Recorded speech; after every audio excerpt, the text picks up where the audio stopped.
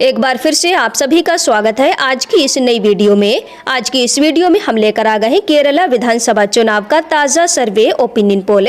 यहां पर देखेंगे कि अब की बार कौन सी पार्टी केरला में अपनी सरकार बना सकती है।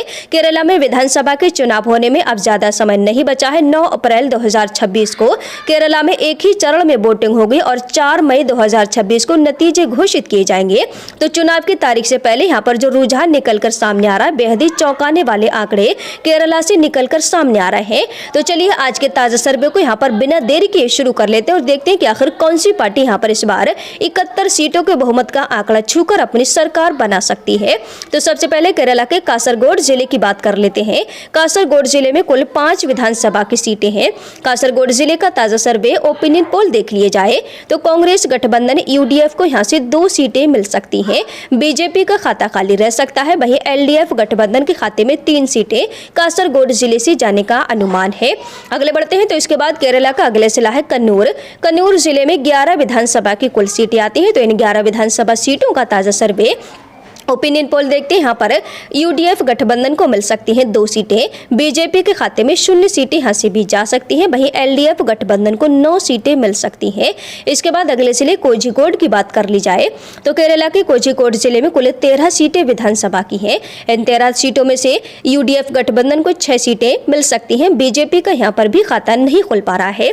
एलडीएफ गठबंधन को 7 सीटें यहाँ से मिल सकती हैं। अगले बढ़ते हैं तो इसके बाद अगला जिला केरला का आता है वायनाड।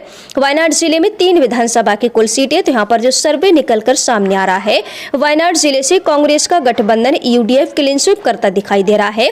बीजेपी और एलडीएफ गठबंधन का खाता नहीं खुल रहा है। मैं अगले बढ़ते हैं तो इसके बाद केरला का अगला जिला आता है मलप्पुरम।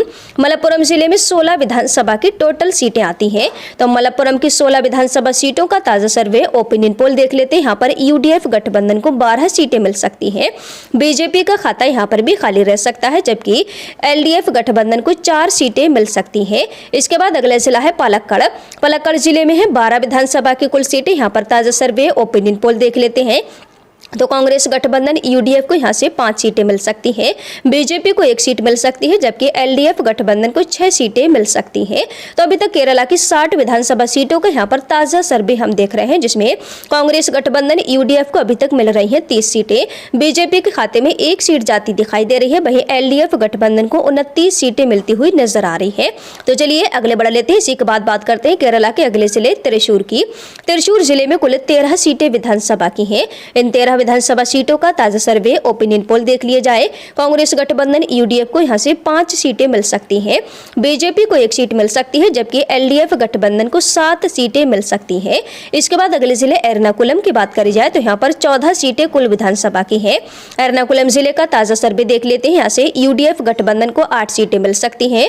बीजेपी का खाता खाली रह सकता है। वहीं एलडीएफ गठबंधन को 6 सीटें मिल सकती हैं। वहीं अगले बढ़ते हैं तो केरला का अगला जिला इसके बाद आता है इडुक्की। इडुक्की जिले में कुल 5 विधानसभा की सीटें आती हैं। यहाँ से ताजा सर्वे ओपिनियन पोल देखा जाए तो यूडीएफ गठबंधन को 3 सीटें मिल सकती हैं।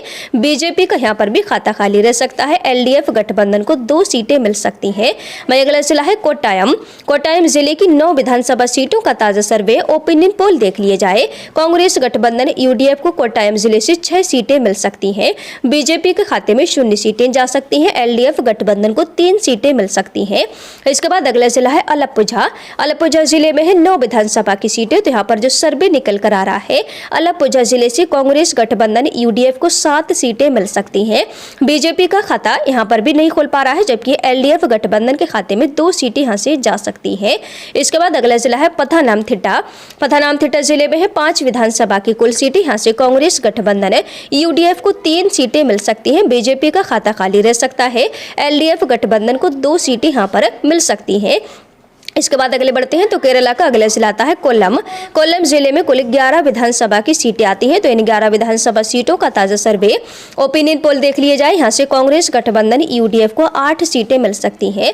बीजेपी का खाता यहाँ पर भी नहीं खुल पा रहा है। एलडीएफ गठबंधन के खाते में 3 सीटें यहाँ से जा सकती हैं। वह इसके बाद अगला जिला है तिरुवनंतपुरम। तिरुवनंतपुरम जिले की 14 विधानसभा सीटों का ताजा ओपिनियन पोल सर्वे देख लिया जाए तो कांग्रेस गठबंधन यूडीएफ को यहाँ पर 7 सीटें मिल सकती हैं। बीजेपी को 2 सीटें मिल सकती हैं, एलडीएफ गठबंधन के खाते में 5 सीटें जा सकती हैं।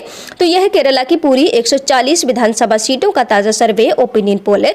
यहाँ पर कांग्रेस गठबंधन यूडीएफ को 77 सीटें मिलती दिखाई दे रही हैं।